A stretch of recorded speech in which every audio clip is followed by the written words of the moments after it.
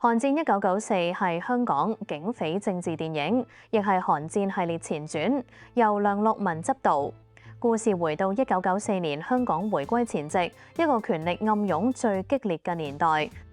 故事主要分成兩條時間線：2017年同1994年。2017年方面，前警務高層李文斌突然失蹤，引發舊案重啟調查，而所有線索逐步指向1994年一宗被封存多年嘅綁架案件。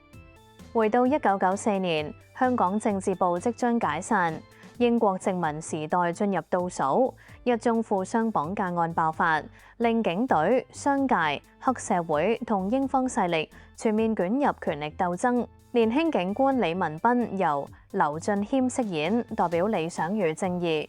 而野心強大、冷靜精明嘅蔡元琪由吳彥祖飾演。兩人由最初合作慢慢走向對立，成為整個警隊核心矛盾。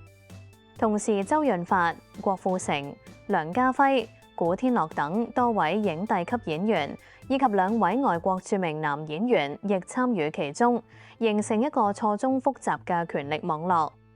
呢部電影喺影壇討論度非常高，特別係喺亞洲電影圈同釜山電影節中表現亮眼，更獲選為開幕電影。首場放映登場，門票更極速售罄，引起觀眾熱烈討論。整體嚟講，《寒戰一九九四》唔只係警匪故事，而係一場關於權力、信任同制度崩解嘅政治風暴。作為《寒戰》系列前傳，電影亦進一步揭示整個宇宙權力鬥爭嘅背景同起點。電影會喺香港5月1日上映，值得期待。